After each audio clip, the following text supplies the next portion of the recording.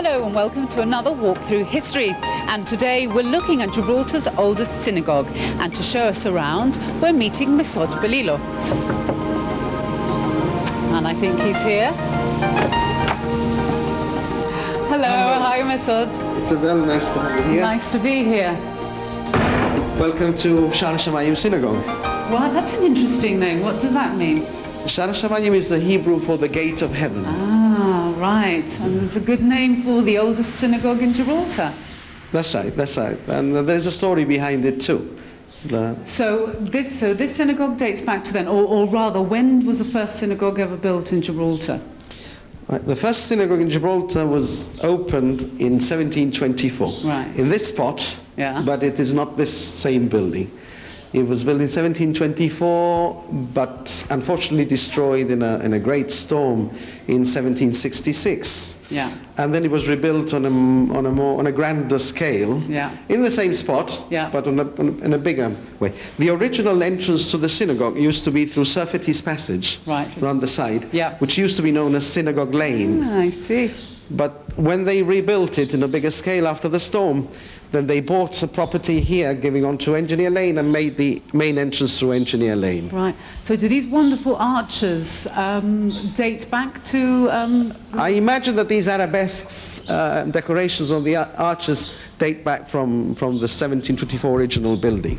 Now, how did the Jewish community get hold of this plot of land to build the synagogue? I mean, what's the story behind that? Because Well, I think I'm going to have to go back a little bit further, no? You're probably aware that there were no Jews living in Spain since the expulsion in 1492. So that as soon as the British conquered Gibraltar, the first civilians to come over were probably Jews from Tetuan area, who were merchants and were able to supply the British garrison in Gibraltar. Yeah. By 1712, there was already quite a handful of them in Gibraltar, serving the needs of the garrison. And in 1713, you know, the famous Treaty of Well, Utrecht, this is it. This where is it. Spain didn't mind so much ceding Gibraltar to Britain, but they made a condition that the British would not allow Jews and Moors to reside here. That's it. So But they turned a blind eye to they that. started to turn a blind eye to that, but by 1716, when the relations with Spain improved, the Spanish government started making lots of noises with the British government. And on one occasion, the British governor had to send the Jews out on a ship into the Bay of Gibraltar to be able to Really? confirm in his dispatch orders back to the government that, yes, he had got rid of the Jews, no Jews left here. Goodness. And then he Gosh. brought them back the next day. He was not really interested in getting rid of the Jews, not because he had any particular liking for them, but because he was pocketing all the licensing fees Absolutely, yeah. from the traders. Yeah. But shortly afterwards, the Spanish government put a lot of pressure on the British government, and Queen Anne herself actually sent an order to the governor of Gibraltar Really? I didn't to know expel the that. Jews. The Jews were expelled in 1717.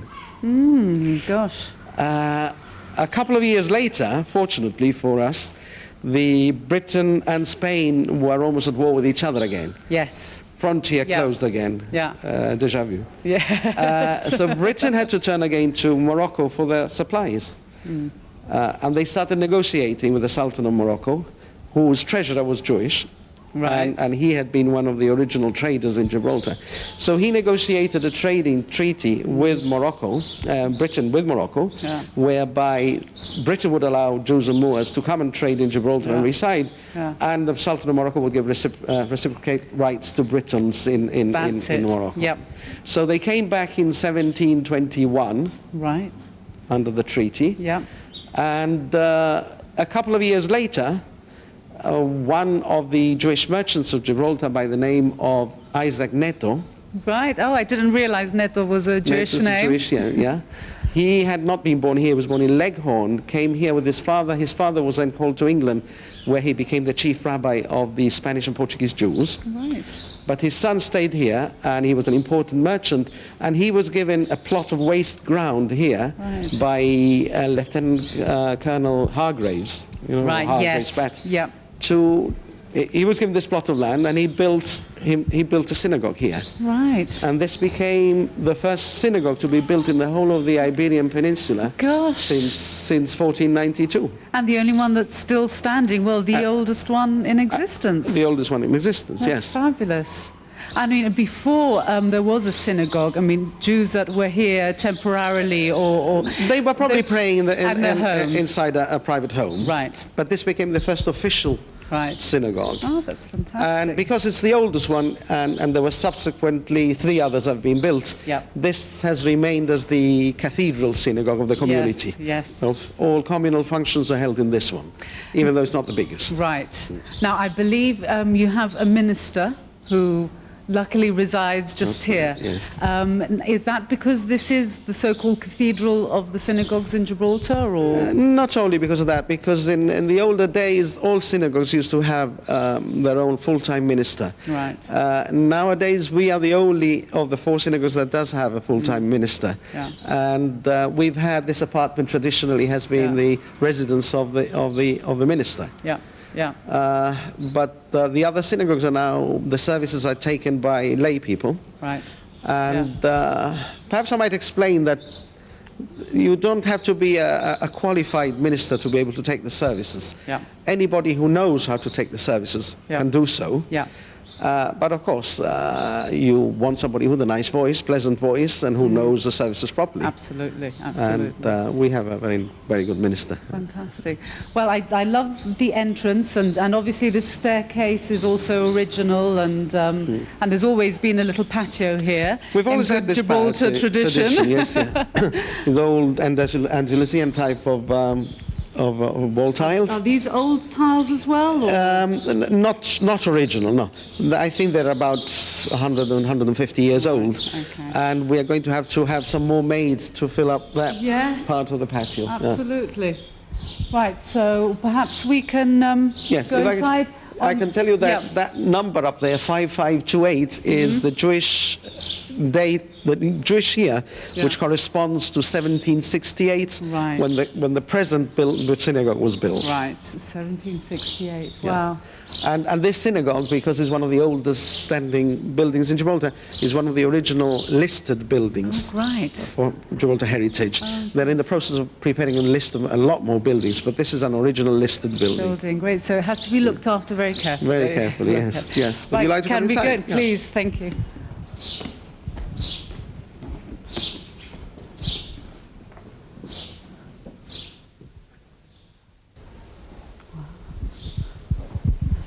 Gosh, it's beautiful. And is it built in a particular style? Does it follow a particular trend, or? I think that when it was built, it was imitating the mother synagogue of Isaac Neto's father, who was the chief rabbi of the Spanish and Portuguese Jews in England. And they had their own synagogue in the East End of London, Bevis Marks, which happens to be the oldest synagogue in England. Oh, right. Also. And that was called Shaar Hashamayim, and he named this one after it. And it's a similar style. It's different to Moroccan synagogues, although it has some Moroccan influence. Yes. But it's in the style of English architecture. If you look at the roof construction, you can see the domes. The domes. We have the ladies' gallery upstairs, and we segregate the sexes during the services. Yes, yes, I understand. You know that. Yes. And because I've noticed, are these benches original, or these have been bought by members over the years? They are not the original benches of the synagogue. These were donated by a family, a Surfati family of Gibraltar. I would imagine some 150 years ago. Gosh. And the original benches of the synagogue were promoted to the ladies' gallery. And we'll be able to see them a bit later on. Definitely. The story behind them. And you can see that each place has got a little name tag on it. Yeah. What happens is that to help maintain the upkeep of the synagogue, we pay a subscription, a monthly subscription, which entitles you to a seat. Yes. And normally people keep to the traditional benches of the family. Absolutely, yeah. The BELILO sit on that side, and we've been sitting over there for generations. Yes. So whether you've got a good view or not, that's your spot. That's right, yes. And I've noticed, is that for collection for the synagogue or for the needy? Or? More than that, it's a set of collection boxes where we have a couple of them are for the synagogue, some for the poor, some for the old people's home, some for charities in Israel. Some of them are now become defunct, the very old ones, but mostly you can see that this one is the most used one. You can see how worn the opening is, and that is for the poor. And we always have a collection for the poor in every service. Oh, that's fantastic. And obviously this tradition again dates back till the very first day the synagogue opened. Yes, I'm sure that collecting during the services, except on Saturdays, because on Saturdays we don't handle money. Yes. So we don't make a collection. Yes. We have here in the middle the what we call the teva, which is the box from where the services are conducted, and the minister obviously officiates from the spot there in the middle. If it is interesting, if you were to draw the diagonals of this synagogue, right, yes, they would intersect at the spot where the minister serves from. Oh, right. So that's obviously done purposefully. It's done. Normally the reading desk, the teva, is at the back of the synagogue. Right. In fact, it's nearer the back than the front, but the position of the minister is spot on the middle of the synagogue. Wow. Yeah. And again, this dates back to 1768? This part of it is part of the original. Right. But we had, the original one was restored, we had to get rid of it. Yes, it just outlasted falling apart. Yes. And they made a larger one. Right. But they managed to salvage the little entrance balusters to it. Yeah. Right. And the wood paneling and the doors as well? This is quite old. The wood paneling is not old. Right. This is quite. Right. Then we have the Holy Ark at the front, which we call the Hechal. And that is where the scrolls of the law are kept. Yes, that is the place that you're not allowed really to open and... I'll give you a quick glimpse of it. All right, that would be great. It's the part where we keep the Holy Scrolls from which we read on Saturdays, on festivals, and since we cannot go 3 days without hearing the reading, we have a short reading on Mondays and Thursdays. Right. Also. So today there was a reading. So again, these scrolls do date back to the early 1700s? Not really, no, because they have a lifespan. Right. They have to be written by hand, they have to be written on parchment, and they have to be perfect, letter perfect. Really? If during the reading we were to discover that there's an error, a letter too short or a letter extra shouldn't be there, or two letters even touching each other, that invalidates the scroll. We have to close it, take out another one, and carry on reading from another. We are not allowed to read from a scroll that has become invalidated by the most minimum of it. Really? And that really is very, very important, because it's established the tradition of the text, not only for us in Gibraltar, but for Jews everywhere in the world and in every generation. So nobody can come along and say, no, that text should read like this, because you've got 99,000 other that say, no, the text is like this. This is the established text. Yes, right. So that is very important. Right. So, but do you have any of the old scrolls? We have one very old one. We have one which is 400 years old. Gosh. Which is written by hand by a famous rabbi who recorded in his published books, and in his books he said that he had written 3 in his lifetime.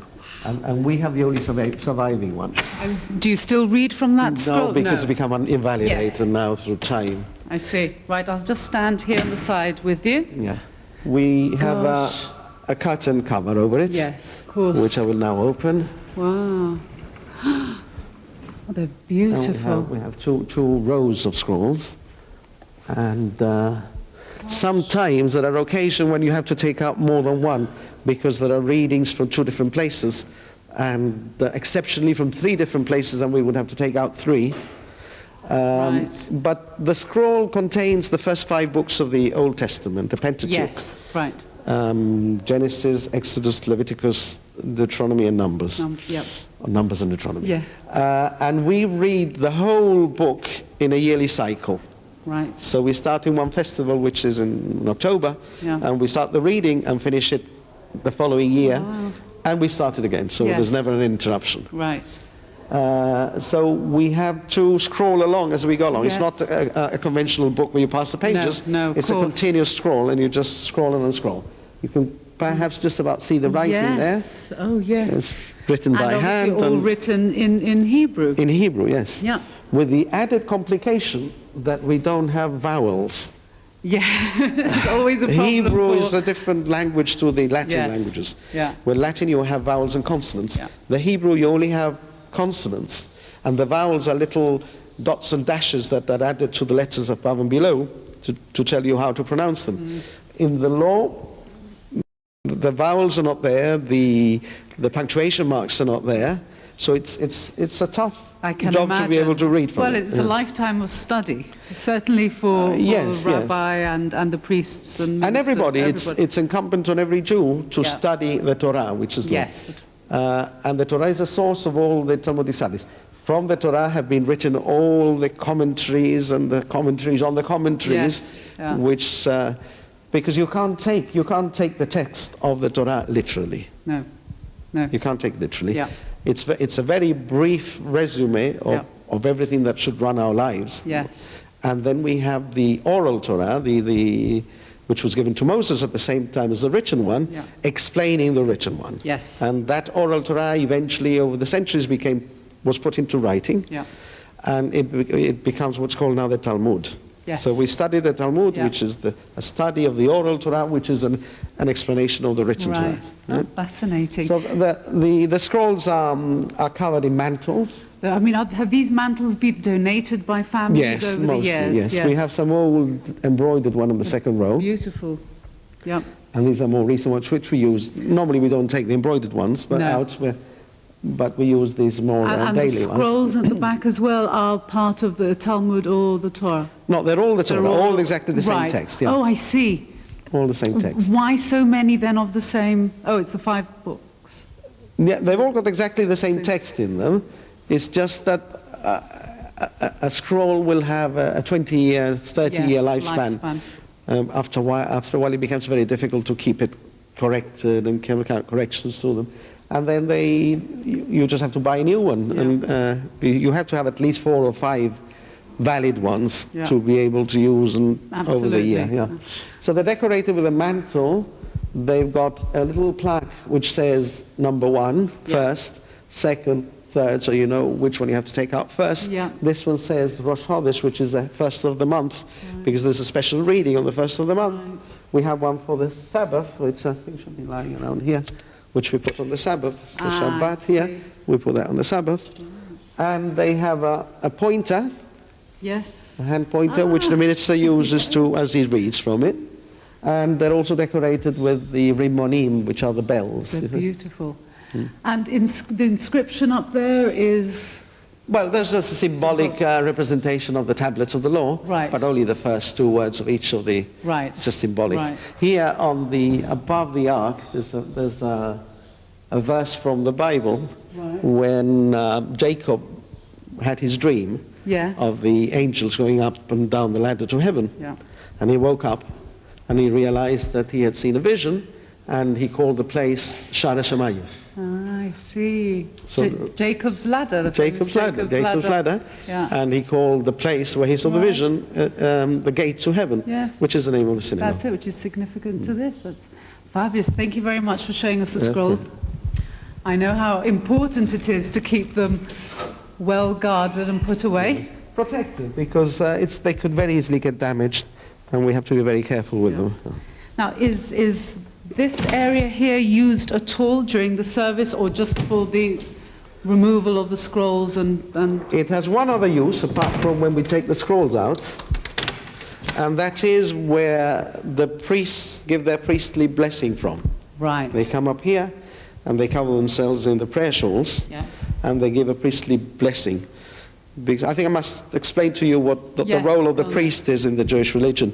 A rabbi is a religious leader, and he has undertaken religious studies, rabbinical qualifications, to be able to lead the community and answer any religious problems that they may have, amongst other things.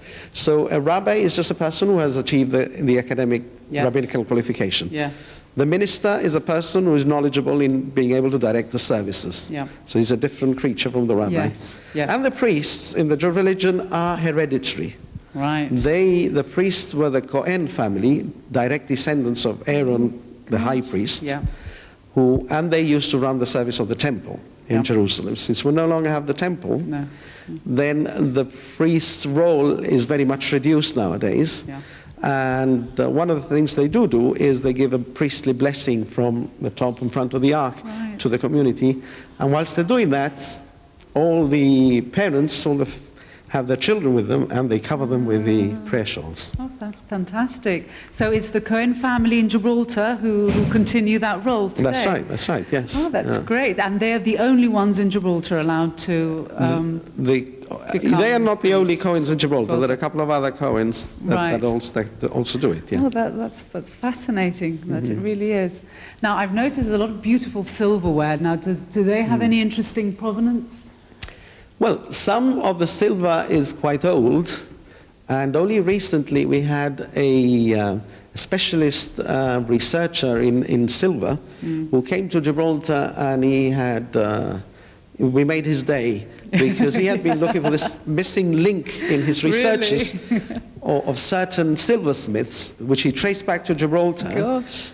And he discovered that these two lamps here were made by him here in Gibraltar, which fitted the bill of something that he'd been looking for years. Gosh, that's so great. he's very surprised. Yeah. So some of this silver has been made in Gibraltar by Jewish and non-Jewish silversmiths. Yes. Some of it has come from outside Gibraltar, probably like this main lamp in the middle here. Yeah. That was donated by the Burgell family. Right. But it's not a particularly Jewish item. It's a beautiful piece of silver work, but it's not particularly Jewish. These lamps are very Jewish. They were made specifically for a synagogue. Yes. And as I say, we used to use olive oil with them. Olive oil, really? But that's a giveaway to wax, which is that's right, it's much cleaner, much cleaner. Yeah, and then they were lit by gas, no doubt. Yes, originally originally they were olive oil. All the lamps were olive oil, and you see all the glasses from where the oil was put in the wick. To the lamps in churches. In that way, yes. In that way, those are. Then with the advent of gas to Gibraltar, the main lamps were converted to gas, and you see all these tubes where the gas used to come down to the lamps. Right. Then that gave way to electricity, and the olive oil of the lamps gave way to wax. Yeah. Yes. Oh, now, the significance of this one in the middle here is every synagogue has a lamp in front of the ark, which is supposed to be always lit 24 hours a day, 365 days a year. In fact, it's a bit impractical to keep it lit, so we light it in the window there, and it's only on the Saturdays where we actually put the light on it. That makes sense. In this particular synagogue, for some inexplicable reason, we actually have three that are always supposed to be lit. Gosh. On Saturdays, they will be lit. During the week, we keep them on the window there, because otherwise it's going up and down every second day. Imagine. What about the significance of these plaques in the wall, or those fairly modern This features? one on the left here is just a commemorative plaque recognizing the work that all the people that partook in the construction of the synagogue and its vessels and everything. Right. That one there, it just collects a number of major donors. In olden time, we don't longer put names down. No, it must be a little embarrassing for the donor. It is nowadays Yeah. here in Gibraltar. Those are very old names. We have this imitation menorahs in the front here. You will see that they only have 6 branches and not 7. Yes, I was going to say. Because the candelabrum of the temple was 7, and we are not allowed to imitate anything that was in the temple. What was in the temple was for the temple. Only. And with the destruction of the temple, the synagogues took over the role, and they're called mini temples. But we don't imitate the vessels of the temple, and you will see that we don't have any gold at all in the synagogue. No, that is again was purely for the temple, and in the synagogues we only have silver and brass. Well, the silver is just as beautiful. What about the significance of that on the wall. Yes, I'll explain what that is. If you've ever attended a Jewish wedding, Once a long, long time ago. right, during the ceremony we have the wedding contract is Yes. read. Right. And it's traditional in Gibraltar, the wedding contract is handwritten on an illuminated parchment. Right. Illuminated, right, with somebody holding... No, colourful. Right, yes, Yeah, yes, yes. That's adorned and That's yes. right, yeah. This one is a marriage contract, but it's a symbolic marriage contract. It is read during the Festival of Weeks, the Festival of Pentecost, Right. which is the date, the anniversary of the giving of the law in Mount Sinai to Israel. And it's symbolical of a wedding between Israel, the groom, Yeah. and the Torah, the bride. Oh, right. Gosh. And we read it during the Fantastic. festival. Gosh. This one is such an old one that with gold leaf and everything Yeah. that we've just put it in a frame Oh, because it was just falling absolutely. apart, and we've Yeah. had a new one made. Yeah. No, it's beautiful. I mean, the work is very intricate. And do you have a date for it at all? Or- I would imagine that's over 200 years old. Really? Now, yes. That was Gosh. over 200 years old. And there's another one on the other side? There's another one on the other side. I'll explain what that one is. There's a period between Passover and the Festival of Weeks, was Pentecost, Right. of 50 days. Okay. And that's really what gives the name of Pentecost to the Yes, festival. right, yes. Pente is Greek for 50. Yeah. So we have an obligation to count the days between Passover and Pentecost. Starting with the first day of Passover, we count day 1, day 2, day 3. Yeah. So instead of a countdown, it's a count That's up. Right. Because we're supposed to be increasing our spirituality Yeah. during that period. Because Passover was when the Jews came out of Egypt Yes.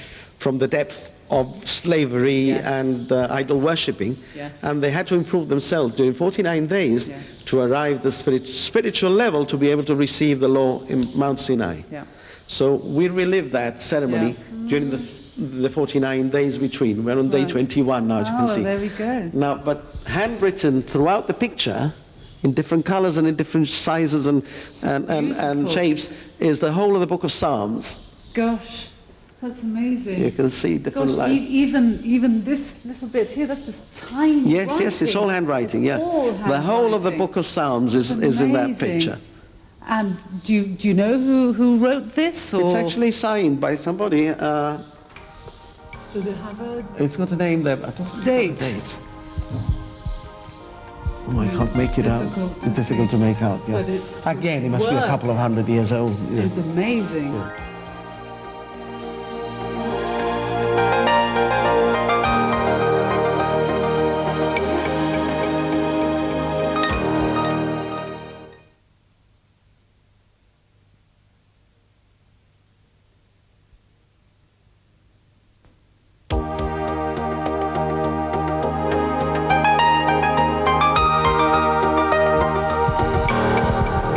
Right, so this is the ladies' gallery. This is the ladies' gallery, Yeah. yes. And a fine gallery it is. It too. is. If you go down the front here, Yeah. you can see like downstairs, each lady has got her own place name on Yeah. the seats. Yeah. Now these are the original benches They're of the synagogue. beautiful. They're made from pitch pine, the old pine timber. And as you can see, in some of them we still have the original crown and castle or Castilla. So these benches are Spanish and I'm sure predate the conquest, the British conquest of Gibraltar. I imagine they must be about 350 years old. And in such good condition as well. They're fantastic. Yes, we've had them scraped and varnished, and if you try lifting one of these, it really takes a lot. Oh, yeah. You would have been That's real wood. Gosh, That's real definitely. wood. That's beautiful. So Now- the ladies have a great view of the proceedings, but they don't participate in the Yeah. proceedings because the services, Jewish services, are the domain of the males. Yes, yes. In fact, what we have is 3 services a day, one in the morning, one in the afternoon, one in the evening. Yeah. But what we do is we combine the afternoon with the evening one in one continuous Yeah. service, and that means that we only have to come to synagogue twice a day. Yes, yes. But ladies are not obliged to, and they don't normally come except on Saturdays and Yes. festivals. MESOD, I noticed there are quite a few windows upstairs and downstairs. Is that significant? In a way it is, yes. We have between the ones that are upstairs and those downstairs a total of 12 windows, Right. which is traditional of the design of synagogues, to have one to represent each of the 12 tribes. Right. It is also traditional to have a window on the east wall, which is that one there. Yeah. As you can see, our ark, our synagogue, is orientated towards the east. Yeah. And that's because Jerusalem is to the east of Gibraltar. So Yeah. all synagogues in the world Yeah. are orientated towards Jerusalem. We did have an original window here on the east wall, but it had to be blocked up because they built a building behind it. Yeah. And it's inside the roof void there. Right. It's still inside there. Gosh. So what we've done is, in its place, we painted like a sky scene, Yes. almost as if there were a window there. Yep, good idea. Mm-hmm. And what about the number of lamps? Are they significant? Well, somebody did a study into the design of this synagogue, and there are 10 main lamps, and he reckoned that they are there for a reason to follow the symbolism of the Kabbalah, where there are 10 sephirot, which are the attributes of God, and each of the lamp represents one of these attributes. Yeah. And then we have the little oil lamps, which are now candle lamps, that go around the perimeter of the gallery, and there's 22 of them, and again symbolic of the 22 letters of the Hebrew alphabet. Right. So everything has a symbolism Yeah. in the synagogue. Gosh. Now, I have to end very soon, but why a crown? It's been... I've been curious about it from the moment we walked Yes. in. It Yeah. looks out of place, actually. Yes, well, synagogue design, as you have probably noticed, does not have any human representation or Yeah. even animal representations, but there are some symbolic items, for example, like the pine cones. You have pine cones in synagogue design. The crown represents, in the Jewish religion, there are 3 crowns. There's the crown of the kingdom of David, there's the crown of the priesthood, Right, which we no longer have, right. because there's no temple, Yeah. and there's the crown of the Torah. The Torah is a crown over us. Right. In Gibraltar, the Jewish population of Gibraltar, in common with the rest of the population of Gibraltar, were very British, have made sure that the crown that they present in the Torah looks like a very British crown, and you can see that. In fact, all our marriage contracts Right. have got a crown on them in Gibraltar. Gosh. So, and that is the crown of the Torah? It's a crown of the Torah. It's actually said, Keter Torah, the crown of Torah. Fascinating. Well, MESOD, it's been really interesting. Thank you very much for showing us around. I think very few people, well, non-Jews have been in here, and they'll be thrilled to see it. A pleasure. You're welcome whenever you want to Thank come. you very much. And you. next year, perhaps we can visit another of your synagogues. Perhaps you like, yes. Yeah. Thank you very much. Pleasure. Bye-bye.